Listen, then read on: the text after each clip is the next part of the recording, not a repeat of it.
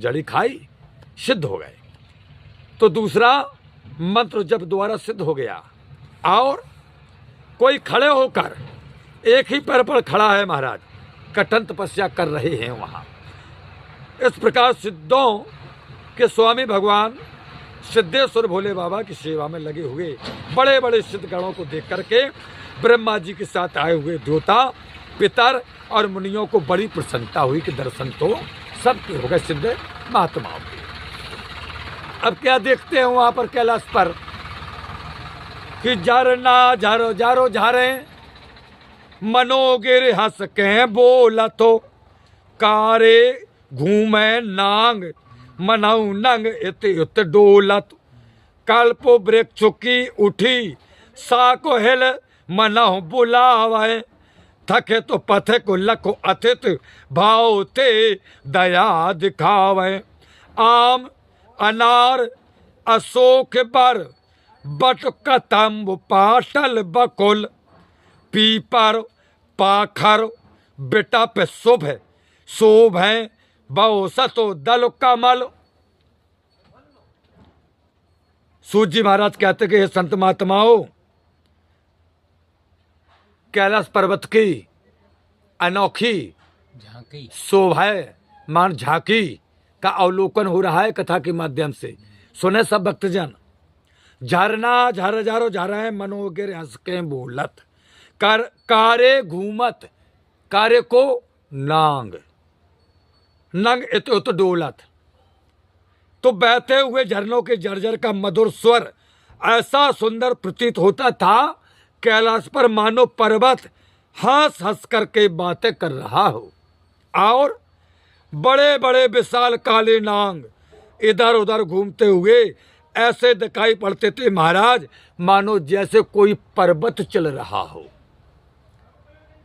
अब कल्प वृक्ष की उठी साख हिल मनाओ बुलावे, थके तो पथे को लख अतिथि भावते दया दिखावे। वहां कल्प वृक्ष भी है कैलाश पर।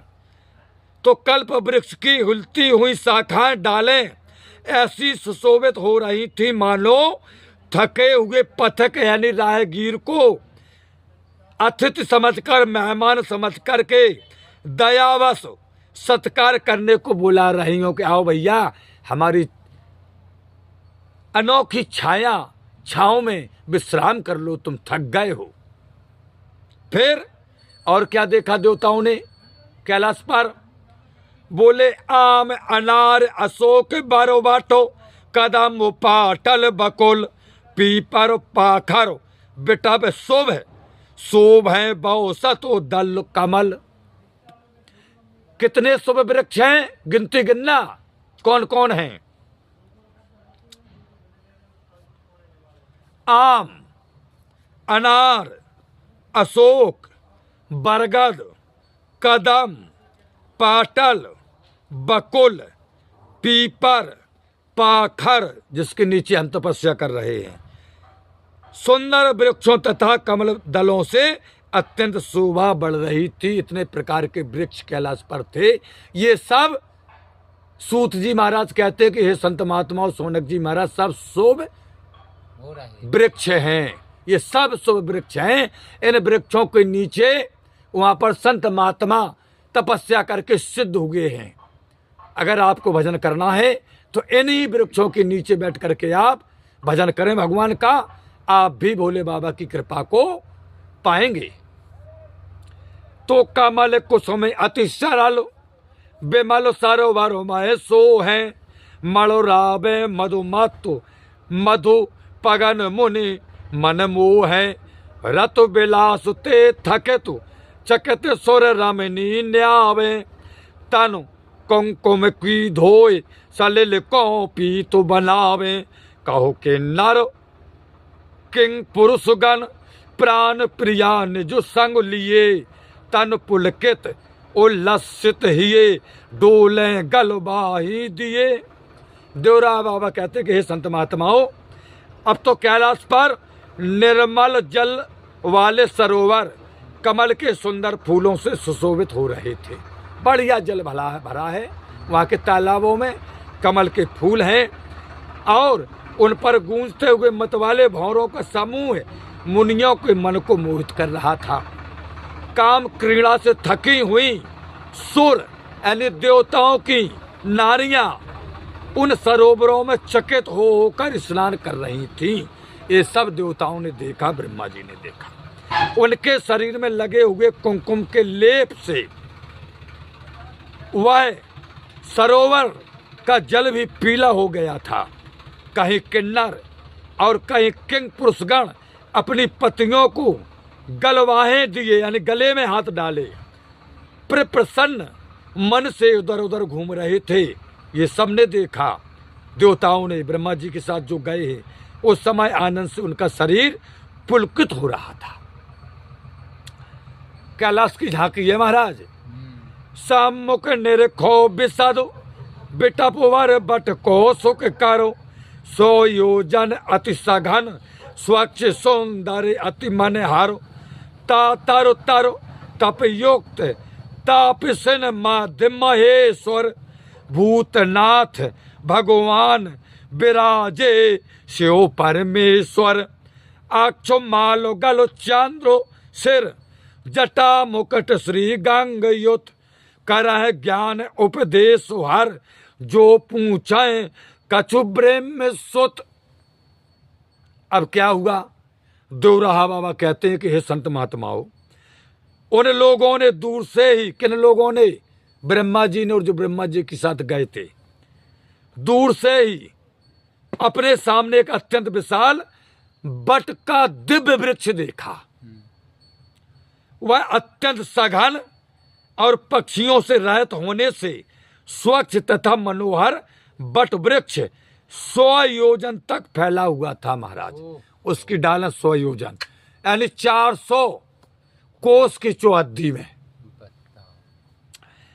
उस वृक्ष के नीचे बड़े बड़े योगी और तपस्वियों से घिरे हुए भगवान सिद्धेश्वर भोले बाबा शोभायमान हो रहे थे। बोलिए सिद्धेश्वर भोला बाबा की जय जयकार हो। अब भोले बाबा के गले में क्या क्या है? शरीर की गणना है। देवराहा बाबा कहते हैं भोले बाबा के गले में रुद्राक्ष की माला है, और बोले सिर पर चंद्रमा है, और बोले जटा का मुकुट है, और बोले उसमें गंगा जी शोभा पा रही थी।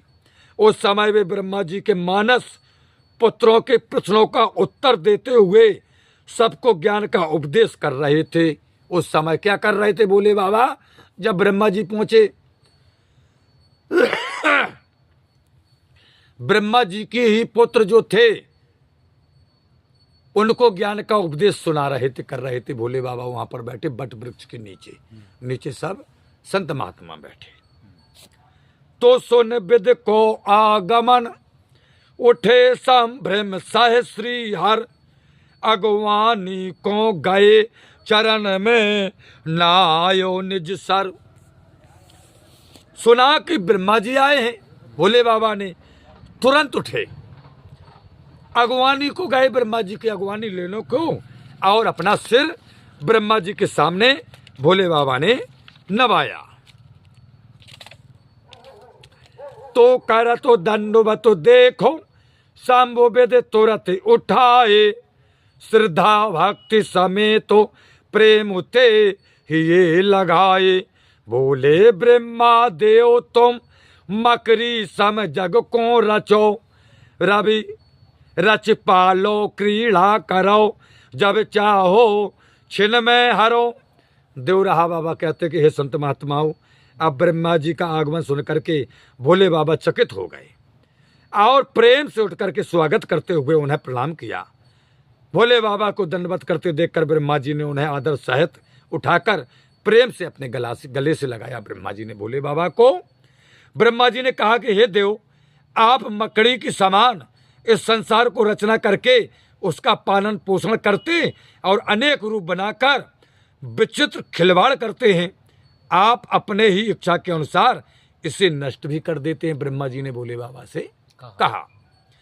तो यज्ञ अधूरो भयो, कृपा कर दक्ष जवाओ, भृगु की दाढ़ी लगे देव भागो नेत्र बनाओ, कस पूसा बिनु दांत खाए कछु युक्त बताओ, जस जानो तस प्रभु यज्ञ को पूर्ण करायो। हरि हस बोले यज्ञ पशु को सिर सौ धड़ पे धरो, जीवित होवे दक्षो भृगु दाढ़ी बकरा की करो। यज्ञ तो सभी आधा ही हुआ था। ब्रह्मा जी ने कहा भोले बाबा से आधा हुआ, आप कृपा करके दक्ष को जीवित कर दो। भृगु मुनि की दाढ़ी और भगदेव का नेत्र ज्यों का त्यों हो जाए महाराज। ब्रह्मा जी बोले भोले बाबा पूसा मुनि अब दांत के बिना भोजन कैसे करेंगे, इसका भी कोई उपाय बता दो। हे प्रभु आप जैसे चाहें वैसे ही अधूरी योग को पूरा करावें। तब हंसते हुए भोले बाबा ने कहा किसी यज्ञ पशु का सिर लाकर हे ब्रह्मा दक्ष के धड़ में जोड़ देने से वह जीवित हो उठेगा और भृगु को उसी बकरे की दाढ़ी लगवा दो। भृगु महाराज के उसी बकरे की दाढ़ी लगवा दो और दक्ष के बकरा का सिर लगा दो। लेकिन बकरा कौन होना चाहिए? यज्ञ की बलि वाला। मेत्रो नेत्र ते ने रखो, भागो भागो भाव अपनो पावे, पूसा सत्तू पिसे पोपले मुक्ते खावे। मेत्रो नेत्र ते निरखो भागो भग अपनो पावे, पूसा सत्तू पिसे पोपले मुक्ते खावे। अर्धाऊ निज भाग अश्वनी करते लेवे, टूटे जिनके हाथ सवई पूसा कर जीवे। छिन्नो भिन्नो जिनके भये अंगो नए फिरते लगे, जाओ सबके दुख दुरत देखत ही भागे। परम ज्ञानी परम श्रद्धे देवराहा बाबा कहते हैं संत महात्माओं, ब्रह्मा जी ने कहा भोले बाबा, बोले हाँ, बोले भागो मित्र देवता की आंख से देखकर अपना भाग लेंगे। भोले बाबा ने कहा और पूछा अब पोपले मुख से सत्तू पिसा हुआ आदि अन्न चूर्ण का भोजन करेगा। यज्ञ कराने वाले पंडित अपना भाग अश्विनी कुमार के हाथों से ग्रहण करेंगे और अन्य सब जिनके हाथ पैर टूट गए वे पूसा के हाथ से भोजन करेंगे। जिनके अंग कटे अथवा टूट गए हैं भोले बाबा कहते वे पुनः ज्यों के त्यों हो जाएंगे। अब आप लोग जाइए, भोले बाबा बोले, सबका कष्ट अभी तत्काल दूर हो जाएगा। तो साधु साधु सब कहें शंभु की करें बड़ाई, बोले ब्रह्मा विभो बिगारी बात बनाई। कि अब चल के सब साजो शत्रु के शीघ्र सजाओ, फिर तय रूपो ठाटो यज्ञ को सफल बनाओ। विद आयु सिरधार सेव सबको संग ले चल दे, और बकरा सिर धर पे धरो तुरंत दक्ष जीवित तो भये। देवराहा बाबा कहते महात्माओं सब लोग साधु साधु बहुत सुंदर है भोले बाबा को कहते हुए जयकारा लगाते हुए ऐसा कहकर भोले बाबा की प्रशंसा करने लगे। ब्रह्मा जी ने कहा कि हे प्रभु आप सर्व सामर्थ्य हैं, आपने बिगड़ी बात को सुधार लिया। अब आप यज्ञ में चल करके उसे फिर से विधि पूर्वक संपूर्ण कराइए।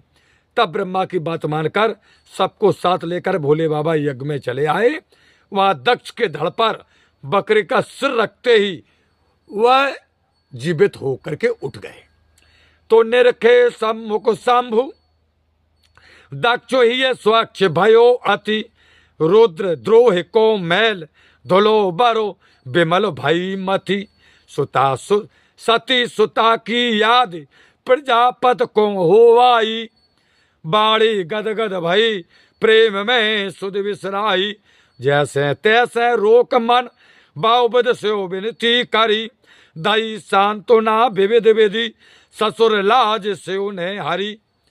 हे महात्माओं जीवित होकर के उठते ही दक्ष ने अपने सामने भगवान भोले बाबा को देखा। अब दक्ष का हृदय पवित्र हो चुका था।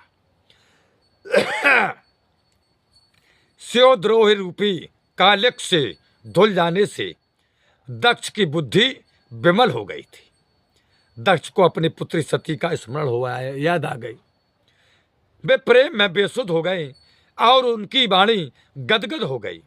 किसी प्रकार अपने मन को एकाग्र करके दक्ष ने भगवान भोले बाबा की आराधना की, अनेक प्रकार से विनती की। भोले बाबा ने भी दक्ष को समझा बुझाकर उनके संकोच को दूर कर दिया। तो विद्यारे आज्ञा पाए यज्ञ आरंभ करो, फिर ऋतव होता शब कुंड चाऊ और रहे घिर, भूत प्रेत संसर्ग जनित सब मैट मलिनता, पुरोडास हरि अरप करे सब विधि पावनता, पुरोडास अब हाथ लय ज्यो ही दक्षो ठड़े भाई, ध्यान कर तो अकलेश हर त्यों ही परगट होए गए। देवराहा बाबा कहते हैं महात्माओं, ब्रह्मा और भोले बाबा की आज्ञा से दक्ष ने पुनः यज्ञ शुरू कर दिया। उस यज्ञ कुंड के चारों ओर ऋतिक कहते हैं यज्ञ कराने वाले, होता हवन करने वाले, शब्द और उपाध्याय वेद के विद्वान आदि ने एकत्रित होकर के भूत प्रेतों के स्पर्श से हुई अपवित्रता की मंत्रों से शुद्धि की और दक्ष ने शुद्ध चित्त से विष्णु संबंधी प्रोडास यानी यव तिल आदि हवि अर्पण करके यज्ञ को विधिवत पवित्र किया। हाथ में हवि लेकर दक्ष प्रजापति ने विशुद्ध बुद्धि से ज्यों ही भगवान का ध्यान किया, त्यों ही समस्त विश्व के स्वामी यज्ञ स्वरूप भगवान विष्णु प्रकट हो गए। बोलिए यज्ञ स्वरूप विष्णु भगवान की जय जयकारो।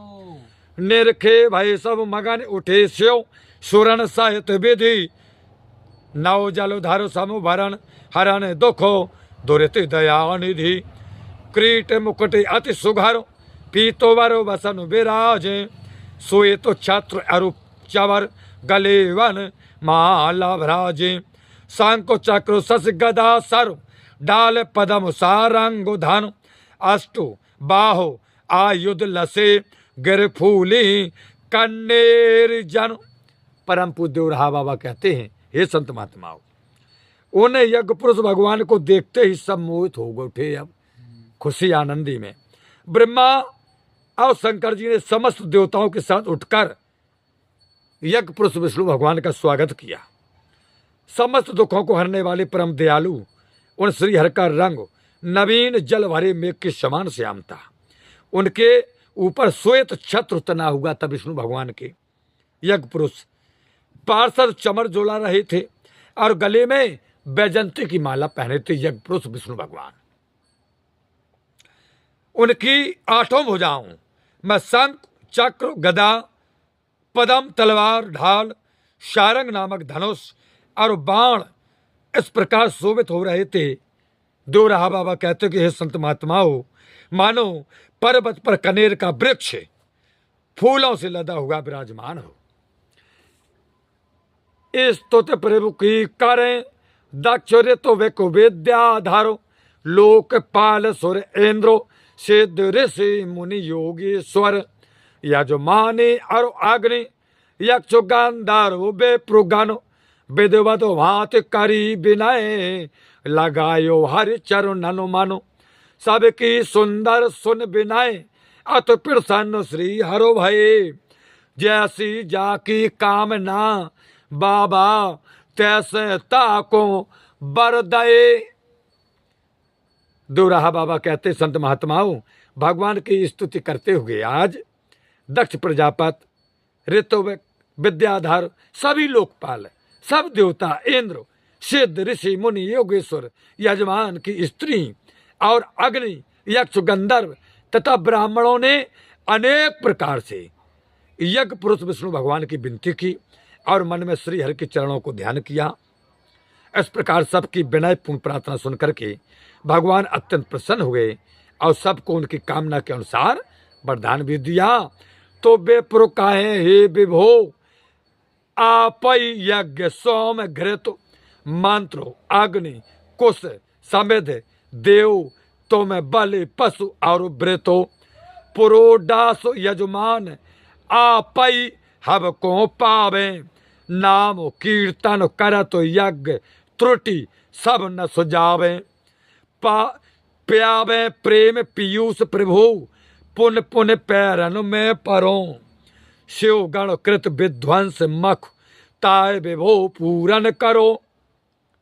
ब्राह्मणों ने कहा हाथ जोड़ करके, हे नाथ, आप ही यज्ञ, सोमरस, घृत, मंत्र, अग्नि, कुश और हवन की लकड़ी हैं आप ही। हे देव, बल के पशु और व्रत भी आप ही हैं। आप ही प्रोडास, प्रोडास कहते हैं हवन सामग्री को, आप ही हवन सामग्री हैं। ब्राह्मण कहते हैं यज्ञ पुरुष विष्णु भगवान से कि हे भगवान, यजमान तथा यज्ञ में किए हुए हवन को ग्रहण करने वाले यज्ञ पुरुष हैं। आपके नाम का कीर्तन करते ही यज्ञ में हुई सारी गलतियां नष्ट हो जाती हैं। बोले जितनी गलती नहीं हो ऐसा आपके नाम संकीर्तन किया सब नष्ट हो जाते। हे प्रभु, हम सब बार बार आपके चरणों में नमस्कार करते हैं। आप भोले बाबा के गणों द्वारा विध्वंस इस यज्ञ को पूर्ण कराकर हमें आपने अपने प्रेम रूपी अमृत का पान कराया है। तो विष्णु भय संतुष्ट सबन को शिक्षा दीनी। हाँ विद शिव सब एक भेद की व्याख्या कीन्ही। दोबारा सुने इस बात को कि विष्णु भय संतुष्ट सबन को शिक्षा दीनी। हाँ विधि शिव सब एक भेद की व्याख्या कीन्ही। आगे परम पूज्य राहा बाबा कहते हैं कि सबई हर्षित भये करो आरंभ यज्ञ फिर। क्यों ना होए मख पूर्ण जहां तीनों विधि हरि हर। अत प्रसन्न हुए प्रजापति शिव जी को पूजन करो। सती याद कर दक्ष के नेह नीर नैनन भरो। देवराहा बाबा कहते हैं तब भगवान विष्णु ने प्रसन्न होकर सबको समझाते हुए कहा, हम ब्रह्मा और शंकर तीनों एक ही हैं। विष्णु ने कहा कि सुनो सभी लोग, हम और ये ब्रह्मा जी और ये भोले बाबा तीनों एक ही हैं। ऐसा कहकर भगवान ने फिर तीनों में दिखाई पड़ने वाले भेद का रहस्य भी बताया। देवताओं ने कहा महाराज शरीर तीन है, अलग अलग दिखा रहे। बोलते तीनों में एक दिखाने वाला भेद, उसका रहस्य भी बताया। श्री हरि के उपदेश से सबको बड़ी प्रसन्नता हुई और सबने मिलकर के पुनः यज्ञ आरंभ कर दिया। भला जिसमें ब्रह्मा विष्णु और शिव तीनों उपस्थित हों वह यज्ञ क्यों नहीं पूरा होगा। देवराहा बाबा कहते प्रजापति दक्ष ने प्रसन्नता से भोले बाबा की अब पूजा की, परंतु सती का स्मरण होते ही दक्ष प्रजापति के आंखों से महाराज नीर बहने लगा। तो फिर सब वेदोबत बेप्रो पितर पूजे ऋषि मुनि सुर। भयो यज्ञ पर पूर्ण गए सब जनो निज निज पुरो। प्रजापतिन के ईश दक्ष मन में अतिहर से। बजे दुंदुभि आदि कुसुम सुर द्रुम से बरसे। दक्ष यज्ञ की कथा यह विदुर यथा मत सब कही। पूछो तुम जो हृदय में शंका अब जो कछ रही। देवराहा बाबा कहते हैं कि हे संत महात्माओं, फिर दक्ष ने सभी ब्राह्मण पितर ऋषि मुनि और देवताओं की पूजा की। यज्ञ समाप्त हो जाने पर सब अपने अपने घर चले गए और प्रजापतियों के स्वामी दक्ष को बड़ी प्रसन्नता हुई। देवता दुंदुभि आदि सुंदर बाजों को बजाते हुए कल्प वृक्ष के फूलों की वर्षा करने लगे। अब मैत्रेय मुनि ने कहा कि हे विदुर जी महाराज, अपनी बुद्धि के अनुसार मैंने दक्ष यज्ञ की सब कथा आपको सुना दिया, जैसी हमारे पास बुद्धि थी। अब आपके हृदय में यदि, मैत्रेय मुनि कहते हैं कि हे महात्मा विदुर, कोई और शंका रह गई हो तो उसे भी पूछिए। इत श्री भागवत चरित में द्वितीयाय में दक्ष यज्ञ पूर्ति नामक 7वां अध्याय समाप्त। बोलिए यज्ञ भगवान की जय जयकार हो। बोलिए देवराहा बाबा की जय जयकार हो। बोलिए सतगुरुदेव भगवान की जय जयकार हो। बोलिए भागवत चरित की जय जयकार हो। अपने अपने माता पिता भाई बंधु गुरु भगवान की जय जयकार हो। समस्त श्रोताजनों सभी भक्तजनों के जीवन की जय जयकार हो। आज भागवत चरित के माध्यम से दक्ष यज्ञ पूर्ति नामक अध्याय समाप्त हो गया और रामायण में अभी चल रहा है। तो सभी भक्तजनों को, संत जनों को, सज्जन पुरुषों को हमारी ओर से राम राम।